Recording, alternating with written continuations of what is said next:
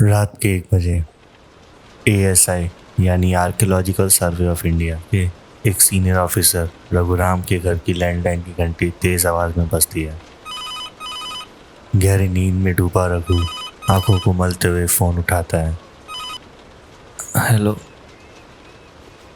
लेकिन दूसरी तरफ से जो आवाज आती है उसे सुनकर उसका शरीर 1 सेकंड में जाग जाता है।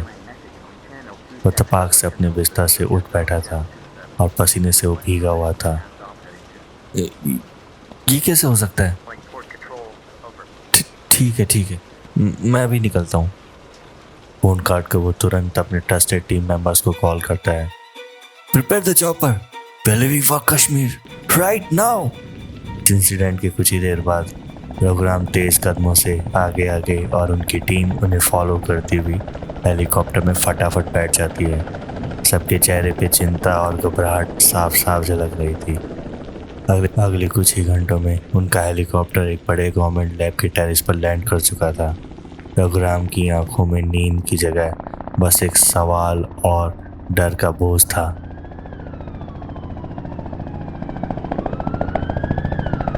गवर्नमेंट की रिसर्च लैब की छत पर एक हेलीपैड था। उस हेलीपैड पे 2 आर्म सिक्योरिटी गार्ड्स अपनी पोजीशन में अलर्ट खड़े थे। उनमें से एक सीनियर डॉक्टर वेंकट अपने 3 नर्सेस के साथ रघुराम का इंतजार कर रहे थे। हेलीकॉप्टर जैसे ही लैंड करता है, डॉक्टर वेंकट तुरंत रघुराम के पास जाकर फॉर्मेलिटी के अकॉर्डिंग्स उन्हें ग्रीट करते हैं और फिर उनके साथ रिसर्च लैब की एंट्रेंस की तरफ बढ़ जाते हैं। डॉक्टर वेंकट रघुराम को केस पर अपडेट देते हुए गंभीर आवाज में कहते हैं, सर, पेशेंट के पास अब ज़्यादा वक्त नहीं बचा है। हमने देश के बेस्ट मेडिकल इक्विपमेंट्स यहाँ मंगवाए हैं। इवन कुछ टॉप लेवल के बायो साइंटिस्ट भी लगातार सिचुएशन को समझने की कोशिश कर रहे हैं, लेकिन सर उसकी बॉडी में कुछ अननोन थर्मल रिएक्शन चल रहा है। इंटरनल ऑर्गन्स मेल्ट हो रहे हैं सर, और कोई भी इंजेक्शन या दवाई मैं उसे देने की कोशिश कर रहा हूँ तो वो उस पर काम भी नहीं कर रही है। रघुराम इन बातों को सुनकर बहुत ज़्यादा टेंशन में आ रहा था। डॉक्टर वेंकट ऐड करते हुए कहते हैं, पेशेंट हाईली इन्फेक्टेड है सर। हमने उसे वार्ड नंबर 36 में शिफ्ट किया है। सेफ्टी प्रिकॉशन को ध्यान में रखते हुए हमने ऊपर और नीचे के दोनों फ्लोर खाली करवा दिए हैं। वहाँ किसी को भी एक्सेस अलाउ नहीं है। इवन हमारा इंटरनल स्टाफ वो भी अलाउ नहीं है। ये बोलते हुए डॉक्टर वेंकट ने अपनी नर्स टीम को एक हल्का सा इशारा किया। अगले ही पल नर्सेस ने पीपी सूट लाकर रघुराम और उसकी टीम को पहनाना शुरू कर दिया था। रघुराम और उनकी टीम जब रिसर्च लैब के 5th फ्लोर तक लिफ्ट से पहुंचते हैं तो वहाँ का माहौल एकदम अलग था, जैसे वो किसी बहुत ही टेंस जगह में एंटर करने वाले हैं। कुछ आर्म्ड पुलिस ऑफिसर उसकी आईडी वेरीफाई करते हुए उन्हें फ्लोर पर अलाउ कर देते हैं और वो आपस में एक दूसरे को घबराई नज़रों से देख रहे थे, जैसे सबको अंदाज़ा था कि इस फ्लोर पे कुछ नॉर्मल तो नहीं है, यहाँ पे कुछ ऐसा है जो सबकी समझ से परे है। उस हॉल की लाइट्स डिम होती। रघुराम आगे बढ़ते हैं गेट की तरफ, लेकिन डॉक्टर वेंकट हल्का सा पीछे हट जाते हैं। एक झिझक, एक डरा हुआ सा एक्सप्रेशन, जैसे वो अंदर जाने से डर रहे हो। डॉक्टर वेंकट कहते हैं, मैं यहीं वेट करता हूँ आपका। आप अंदर जाइए, कुछ ज़रूरत हो तो आप प्लीज़ मुझे बुला लेना। रघुराम एक गहरी सांस लेते हैं और फिर हैंडल घुमाकर वार्ड नंबर 36 के गेट को खोल देते हैं। गेट खुलते ही गर्म हवा का झोंका उनके चेहरे पे पड़ता है, जैसे अंदर किसी ने भट्टी जलाई रखी हो। लेकिन जैसे ही उनके कदम अंदर पड़ते हैं और वो आसपास अपनी नज़र दौड़ाते हैं, एक अजीब सा कॉन्ट्रडिक्शन सामने आता है। ये रूम साइंटिफिक डेफिनेशन के हिसाब से इम्पॉसिबल टेम्परेचर जनरेट कर रहा था। एसी और बाकी मशीन के हिसाब से यहाँ टेम्परेचर -10 डिग्री होना चाहिए, लेकिन रूम वहाँ टेम्परेचर 60 डिग्री से ज़्यादा गर्म फील दे रहा था। रघुराम की आंखें कमरे में चारों तरफ देख रही थी, जैसे वो किसी को ढूंढ रहे हो। तभी उनकी नज़र सीधा बेड पर पड़े एक इंसान पर जा रुकती है। उसकी बॉडी जैसे पिघली हुई थी, स्किन पर बबल्स उठ रहे थे। ऐसा लग रहा था किसी ने उसे एसिड या लावा में डिप किया गया हो। उसके हाथ और पैर मेटल बेल्ट से बंधे हुए थे, लेकिन उसके बावजूद भी वो ऐसे थड़थड़ा रहा था जैसे मछली बिन पानी थड़थड़ाती है। वो दर्द के मारे अपनी बॉडी बिल्कुल कंट्रोल नहीं कर पा रहा था। उसकी आंखें खून जैसे लाल हो चुकी थी और चेहरे पे दर्द से ज़्यादा एक गिल्ट और डर भरा हुआ था। फिर अचानक उस पेशेंट की आंखें रघुराम से जा मिलती हैं और वो फूट फूट कर रोने लगता है। सर, आपने मुझे पहचाना? मैं रोहित हूँ। रघुराम के दिल एक पल के लिए रुक जाता है। उसके दिमाग में एक तस्वीर फ्लैश होती है। वही इंटर्न जो कश्मीर जाने से पहले उनका पैर छूकर उनसे आशीर्वाद लेकर गया था। उसने तब कहा था, होपफुली हम एक अच्छी खबर के साथ वापस लौटेंगे। उसकी खबर आई तो थी, पर खुशखबरी नहीं बल्कि दुख भरी खबर थी। वो खुद क्लास से भी ज़्यादा बुरी हालत में डॉक्टर रघुराम के सामने लेटा हुआ था। वो एक छोटी सी आर्कियोलॉजिकल टीम का एक इंटर्न था और ये इसका फर्स्ट प्रोजेक्ट था जिस पे वो गया था। सीनियर एएसआई ऑफिसर रघुराम की लीड में जब कृष्ण की द्वारिका लोकेट कर लिया गया था तो उन्हें गवर्नमेंट के सामने एक बहुत बड़ा प्रपोजल रखा था। जिस तरह हमने रिलीजियस टेक्स्ट के थ्रू कृष्णा की द्वारिका ढूंढी है, मैं उसी तरह पूरे भारत में पुराने धार्मिक ग्रंथों के अकॉर्डिंग उन लोकेशन पर जाकर उन्हें एक्सकेवेट करना चाहता हूँ। मैं देखना चाहता हूँ कि वहाँ कौन कौन से राज छुपे हुए हैं, जिससे हम दुनिया के सामने इंडिया की सिविलाइजेशन हिस्ट्री हम जरूर सामने ला पाएंगे।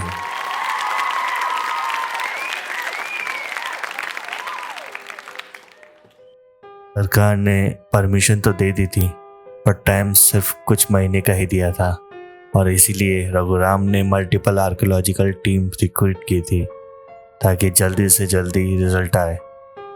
ये टीम का काम था 1 मंथ में जितना हो सके इंडियन टेरिटरी के अंदर हमारी एंशिएंट हिस्ट्री के प्रूफ ढूंढने का। उन्हीं कई टीमों में से एक टीम का लीड था अनिरुद्ध। अनिरुद्ध एक एम्बिशियस लड़का था। वो हर हाल में अपना नाम बनाना चाहता था आर्कियोलॉजिकल दुनिया में। उसका मिशन सिंपल था, कश्मीर के एक रिमोट पहाड़ी रीजन में जाकर स्कैन करना कि वहाँ किसी पुरानी स्ट्रक्चर के होने का साइन है या नहीं। सर, प्लीज मेरी हेल्प कीजिए। रोहित अब लैब के बेड पर टूटा हुआ सा लेटा हुआ घबराहट से बोलता है। उसकी आवाज़ सुनते ही रघुराम का ध्यान वापस से प्रेजेंट में आता है। सर, वक्त बहुत कम है। हाँ, बताओ ना, मैं क्या कर सकता हूँ तुम्हारे लिए? और ये तुम इस हालत में कैसे आए? रोहित के लफ्ज टूटे हुए ऑलमोस्ट विस्पर जैसे थे। मंदिर मिल गया था सर, अंदर खजाना था शायद, पर उस खजाने के बीच में वो बैठा हुआ था।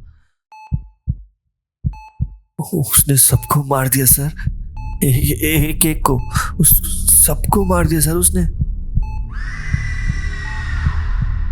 ये सुनते ही रघुराम के चेहरे का रंग उड़ गया था। ये कैसे हो सकता है? अनिरुद्ध और पूरी टीम, क्या सब मर चुके हैं? रघुराम 2 कदम रोहित के करीब जाता है, लेकिन एकदम से रुक जाता है। उसे एक असहनीय गर्मी का एहसास होता है, जैसे रोहित के शरीर में से आग निकल रही हो। वो थोड़ा पीछे हटकर कहता है, रोहित, तुम मुझे सब कुछ साफ साफ बताओ। आखिर क्या हुआ था वहाँ? कौन था उस जमीन के अंदर, उस टेम्पल के अंदर? रोहित डर से कहराते हुए, दांत भींचते हुए कहता है, सर, जिस टेक्स्ट में लिखा था हमने लोकेशन सिर्फ 4 दिनों में ढूंढ ली थी। और ऐसे रोहित उस दिन की बीती घटना को याद करके धीरे धीरे सब बताना चालू कर देता है। हम उस जगह पे खड़े थे जहाँ टेक्स्ट के हिसाब से लक्ष्मी जी का गुप्त मंदिर होना चाहिए था। अनिरुद्ध सर ने टीम को 2 पार्ट्स में डिवाइड कर दिया था। कुछ लोग टेंट और कुछ लोग बेस कैंप सेटअप करने में लग गए थे, और कुछ लोग तो उनके साथ जीपीआर, जिसे हम ग्राउंड पेनिट्रेटिंग रडार भी कहते हैं, उस मशीन को सेट करने में लगे थे। मैं और मेरे कुछ कलीग टेंट सेटअप कर ही रहे थे, तभी पीछे से अशोक भैया चिल्लाने की आवाज आई, सर कुछ मिल गया लगता है। हम सब काम छोड़कर भागे उनकी तरफ। जीपीआर रेडार मशीन से ग्राउंड के नीचे एक बड़ा और सर्कुलर स्ट्रक्चर की रीडिंग आ रही थी, जैसे कोई मंदिर हो। अनिरुद्ध सर के चेहरे पर बचपन जैसी एक्साइटमेंट थी सर, और थोड़ा सा डेस्परेशन भी था। ये तो वही है, उन्होंने एक्साइटमेंट में कहा। हमने माता लक्ष्मी का गुप्त मंदिर ढूंढ लिया था। रोहित तुम जल्दी से जाओ और हेडक्वार्टर को कांटेक्ट करो। पर रोहित बोलता है, सर हमने एएसआई को कांटेक्ट करने की कोशिश की थी, पर सैटेलाइट सिग्नल भी इम्बैलेंस हो रहे हैं। इसे अगर अभी नहीं खोदा तो हो सकता है बारिश या लैंडस्लाइड से सब कुछ खत्म हो जाए। हम शायद वापस जगह पर फिर नहीं आ पाएंगे, और बुरे से बुरा हम ये प्रूफ भी खो देंगे। लगता है कुदरत का भी यही इशारा है। जब परमिशन नहीं मिल रही है तो शायद देवी खुद चाहती है कि हम खुद इस मंदिर को खोलें। क्या कहते हो तुम सब? सब लोग हाँ में सर हिलाते हैं। रोहित तुम एक काम करो, मैसेज टाइप करके लिए उनके लिए ड्रॉप कर दो, जब तक हम एक्सकवेशन शुरू कर देते हैं। सही है ना? हमने जीपीआर रीडिंग के बेस पे उस स्ट्रक्चर का 3D मॉडल जनरेट किया था, वो उस टेम्पल का। जब हम जीपीआर मशीन देख रहे थे तो हमने नोटिस किया कि ये टेम्पल में बड़े बड़े हॉल्स थे और मंदिर भी सर्कुलर था। बहुत ही यूनिक आर्किटेक्चर था इसका। ये हॉल पास काफ़ी कन्फ्यूजिंग लग रहे थे, लेकिन लाइक अ मेज। हमने पैसेजेस को काफ़ी ध्यान से फॉलो किया, और इनमें से एक पैसेज का एंड इस मिट्टी के टीले पर ही ख़त्म हो रहा था जहाँ हम सब खड़े थे। तो हमें लगने लगा था कि हाई चांसेस है कि यहीं पे मेन गेट हो। शायद हमें देखना चाहिए। हम फटाफट वहाँ गए और बड़ी सावधानी से हमने मिट्टी हटाने की शुरू कर दी थी। सब अपना अपना रोल बहुत अच्छी तरीके से कर रहे थे। ये टेम्पल दूर से देखने में ऐसा लग रहा था जैसे किसी मिट्टी का पहाड़ हो, एक टीला, पर अंदर एक पुराना और मजबूत स्ट्रक्चर था। ऐसा लग रहा था जैसे किसी बहुत बड़ी लैंडस्लाइड ने इस मंदिर को अपने नीचे जिंदा गाड़ दिया हो। सर हम बहुत ज़्यादा एक्साइटेड थे। हमारी टीम तो मान रही थी कि हमारा नाम हिस्ट्री के पन्नों में लिखा जाएगा, लेकिन हमें क्या पता था उस गेट के पीछे मौत अपना मुंह खोल कर बैठी थी। एक्सकेवेशन के टाइम पर एक पत्थर की पड़ी दीवार हमने ढूंढी। शायद ये गेट था मंदिर का। इस पर लक्ष्मी जी की ड्राइंग कार्व की गई थी। कुछ अलग सा था लक्ष्मी जी के हाथों में। हम ज़्यादातर लक्ष्मी जी के हाथों में गोल्ड कॉइन्स और पैसा सब देखते हैं, पर इनके हाथ में वेपन्स थे और वो थोड़ी एंग्री भी लग रही थी।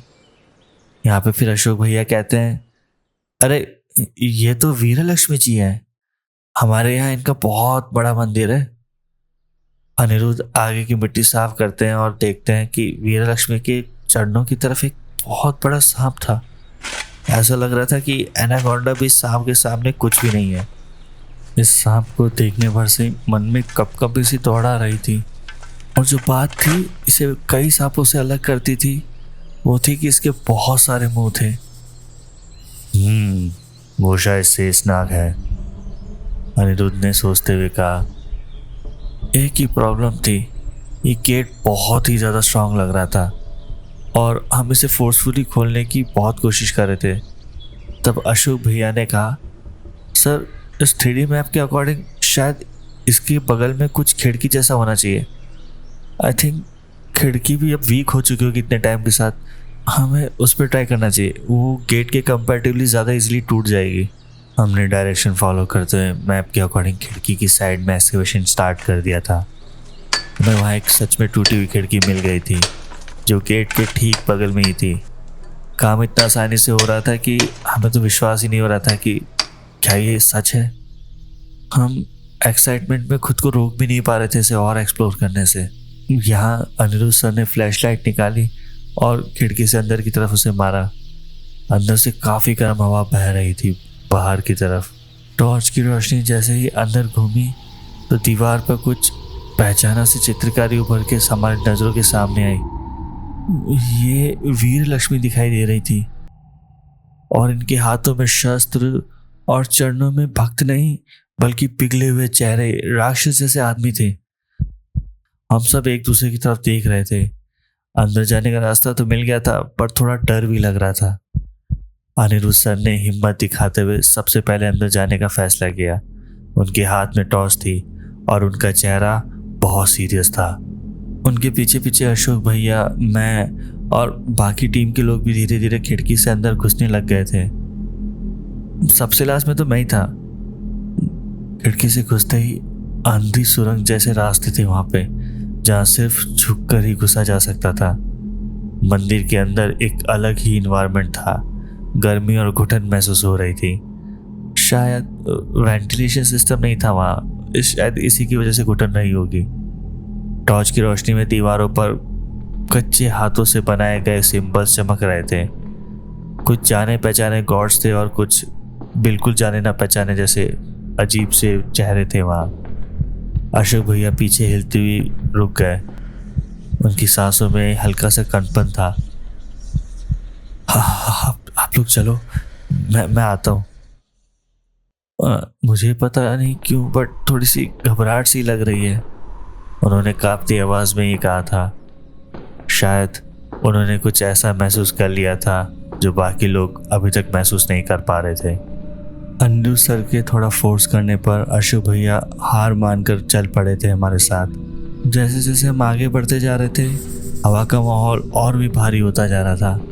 सन्नाटा कि आपको अपने दिल की धड़कने के सिवा कुछ और सुनाई ना दे।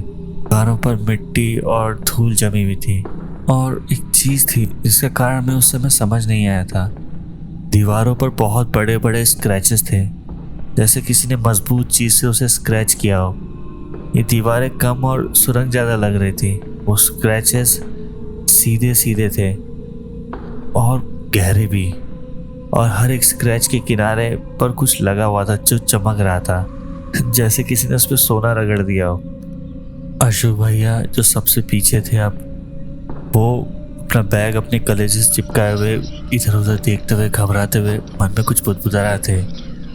उनके शब्द साफ साफ सुनाई तो नहीं दे रहे थे, लेकिन ऐसा फील हो रहा था कि वो हमें कह रहे हो कि हमें यहाँ नहीं आना चाहिए। और इस हॉल की कन्फ्यूजन बढ़ती जा रही थी। ये एक भूल भुलैया जैसा बनता जा रहा था हमारे लिए। कई हॉल्स एक दूसरे से मिलती थी और सबसे अच्छी बात तो ये थी कि जैसे मंदिर के अंदर की गहराइयों में कोई लंबी लंबी सांसें ले रहा था। हमें ऐसा लगा था उस टाइम कि ये आर्किटेक्चर का ही कुछ ऐसा है जिसकी वजह से ये विंड ऐसी आवाज कर रही हो, पर वो तो हमारी बहुत बड़ी गलती थी सर। तभी उस हॉल के कोने में हमें खिड़की जैसा कुछ दिख रहा था जो पूरा मिट्टी से ढका हुआ था। हमने सोचा शायद एग्जिट है मंदिर का। जैसे हम अंदर आए थे वैसे ये खिड़की हमें बाहर लेके जाएगी। अनिरुद्ध सर ने कंफर्म करने के लिए अशोक भैया से कहा, अशोक मैप दो। पर पीछे से कोई जवाब ही नहीं आया। सबने पीछे देखा और पर वहां अशोक भैया नहीं थे।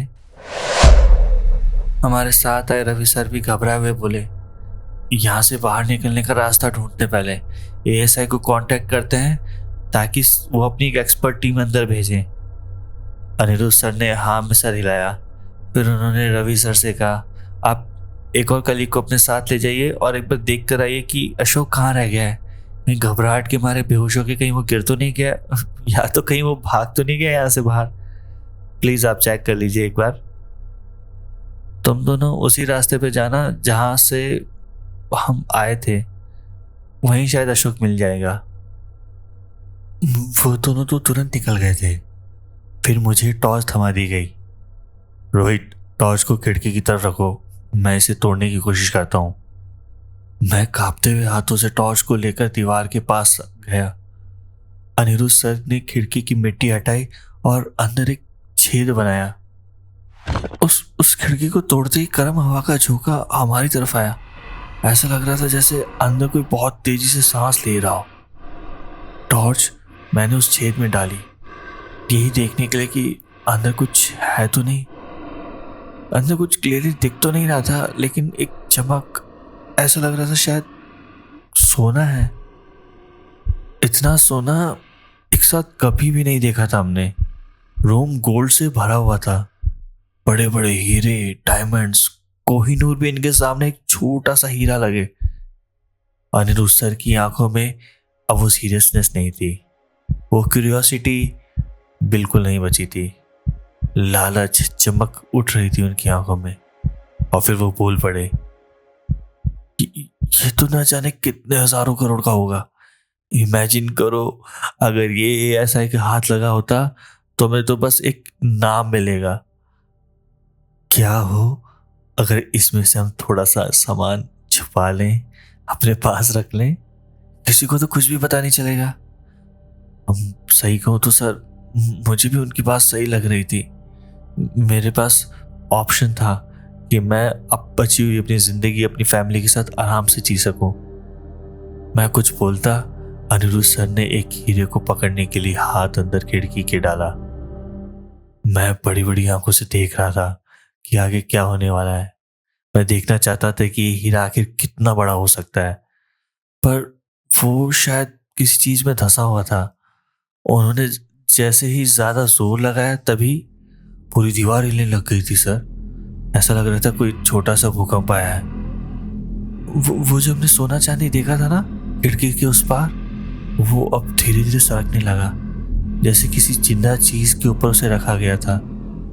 और इन सब में मैं एक अजीब चीज देखता हूँ।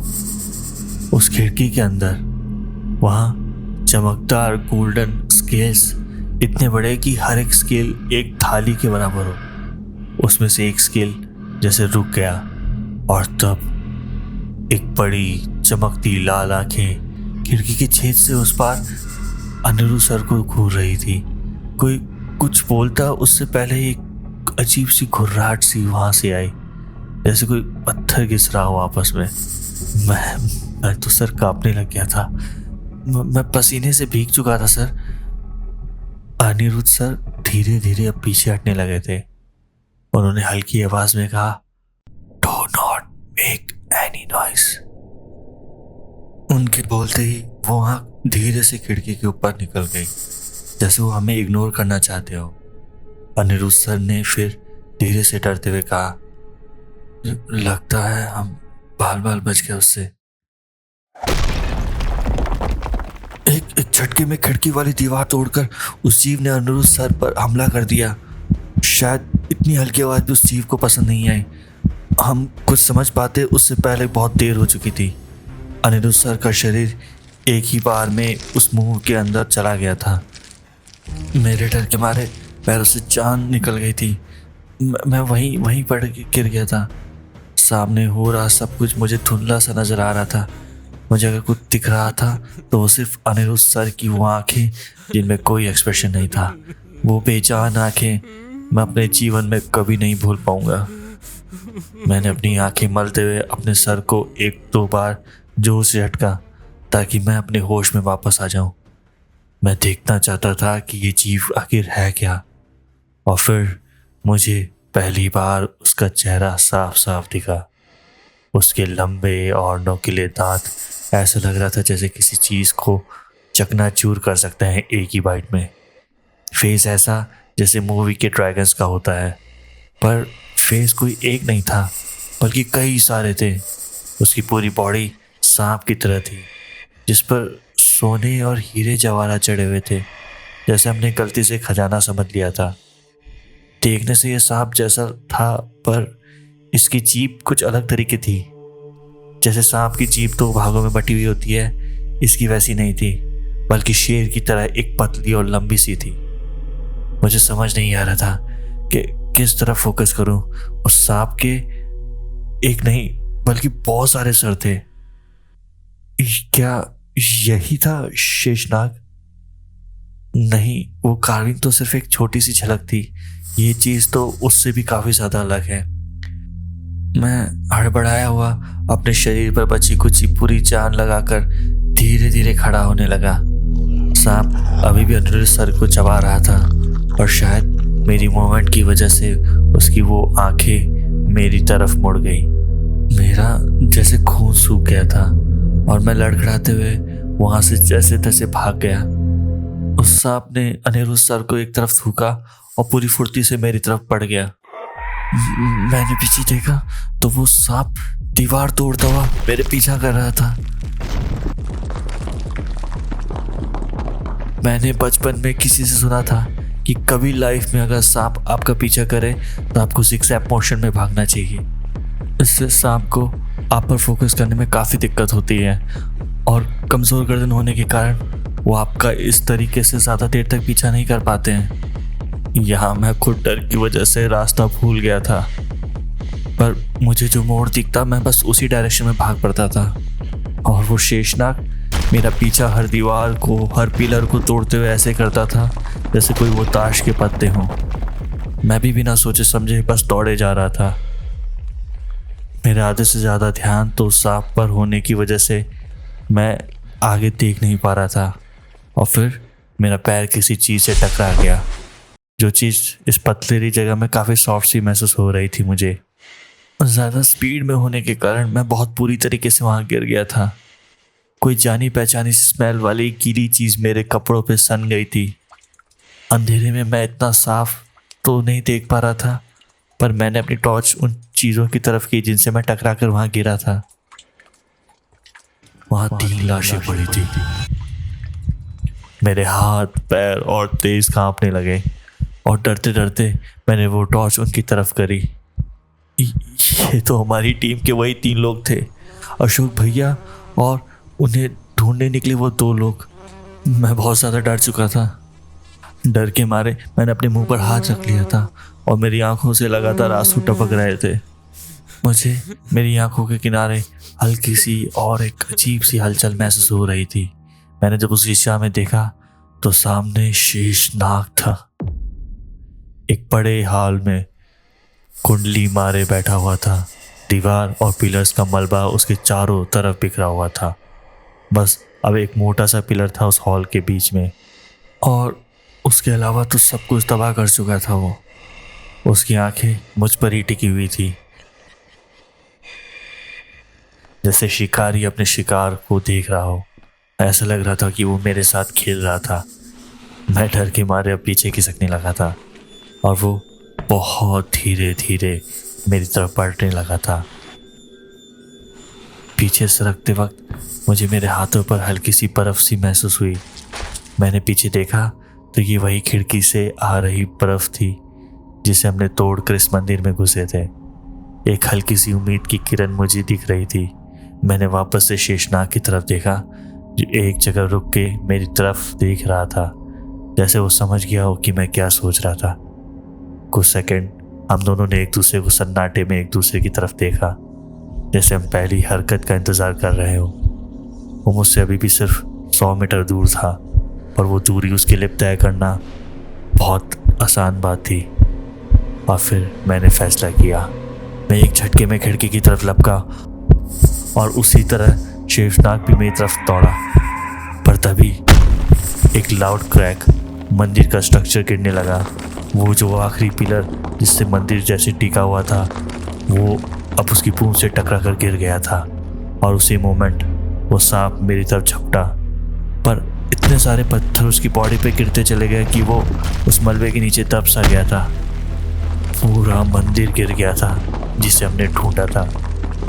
शेषनाग मलबे के नीचे दबता चला गया, पर आखिरी पत्थर जब उसके सर पे गिरने वाला था उससे पहले उसने अपनी जहरीला थूक मेरी तरफ फेंक दिया।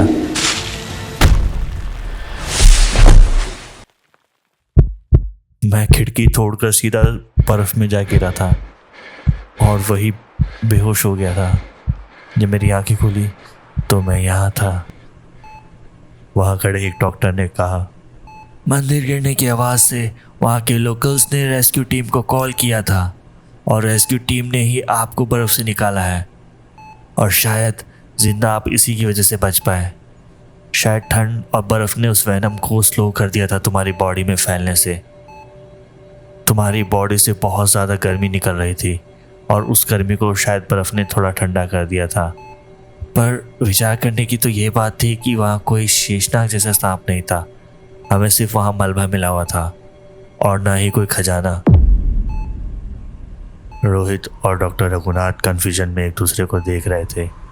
रघुनाथ ने एक लंबी सी सांस लेते हुए रोहित से कहा, तुम फिलहाल रेस्ट करो, मैं डॉक्टर वेंकट से बात कर लेता हूँ। और वो फिर डॉक्टर वेंकट से बात करने के लिए गेट से बाहर आ गए। डॉक्टर वेंकट ने एक फोल्डर डॉक्टर रघुनाथ के हाथ में थमाते हुए कहा, इसमें और मलबे की फ़ोटोज़ हैं जो रेस्क्यू टीम ने कलेक्ट की थी, आप एक बार इन्हें देख लीजिए। वो धीरे धीरे लिफ्ट की तरफ बढ़ रहे थे। डॉक्टर वेंकट ने कहा, ऑनेस्टली सर, मुझे तो ये हेलुसिनेशन का केस लगता है। शायद मंदिर में किसी तरीके की गैस लीक ने ही रोहित और उसकी टीम का ये हाल किया था। इस बीच डॉक्टर रघुनाथ सारी फ़ोटोज़ को बहुत ध्यान से देख रहे थे। उन पत्थरों पर बहुत पुरानी संस्कृति में कुछ लिखा हुआ था तो डॉक्टर रघुनाथ को अच्छे से पढ़ने में आती थी।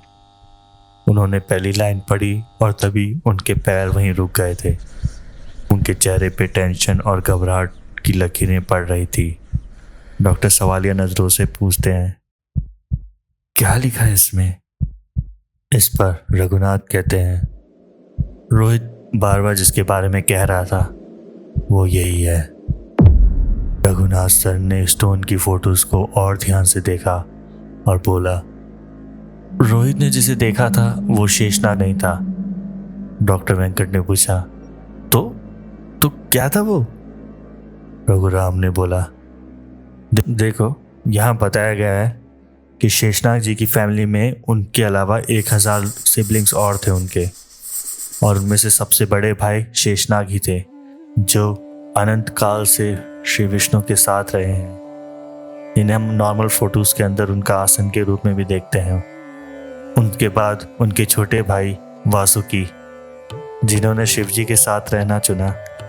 हर फोटोज में शिवजी की वो उनके गले में ही पाए जाते हैं। और ऐसे ही कई और उनमें से सांप थे, जिनमें से एक सांप का नाम था कालिया, जिसे श्री विष्णु के अवतार कृष्णा ने हराया था यमुना नदी में। और ये मंदिर वाला जो सांप था वो उन्हीं का वंशज था। वो एक प्रोटेक्टर था जो मंदिर को आउटसाइडर्स से बचाया करता था। इन लोगों ने उसे उकसाया था, उसकी स्केल निकाल के उसे ह्यूमिलेट करने की कोशिश की, और ग्रीड की नेगेटिव एनर्जी ने आग में घी डालने का काम किया। जैसा कि यहाँ लिखा है कि प्रोटेक्टर की इजाज़त के बिना मंदिर का एक छोटा सा पत्थर भी नहीं ले जाया जा सकता। डॉक्टर वेंकट शॉक में कहते हैं, मतलब ये सब सच था? वो आगे कुछ बोलते तभी पीछे से एक नर्स ने डॉक्टर रघुनाथ को बुलाते हुए कहती है, सर, रेस्क्यू टीम ने एक स्टोन स्लैब वहाँ से रिकवर किया था, आप एक बार इसे अच्छे से देख लीजिए, शायद ही आपके कुछ काम आ जाए। रघुनाथ सर बहुत ज़्यादा घबरा गए थे ये बात सुनकर। क्या ये उस मंदिर का हिस्सा है? इस पे नर्स कंफ्यूज होते हुए हाँ में सर हिला देती है।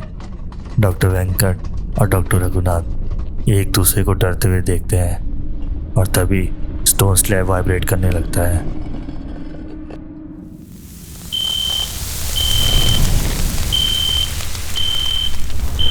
अगले दिन की न्यूज़पेपर में न्यूज़ आती है जिसकी हेडलाइन थी, हमें सूत्रों से पता चला है कि हिमालयन रिसर्च लैब जो कश्मीर में थी वहाँ पे अनजान तरीके से आग लग गई है और इस आग का कारण अभी तक समझ में नहीं आ पाया है। पर सबसे दुखद बात यह है कि उस रिसर्च लैब का एक भी सर्वाइवर नहीं बचा। जितने भी लोग वहाँ मौजूद थे सबकी अनजान तरीके से मौत हो गई।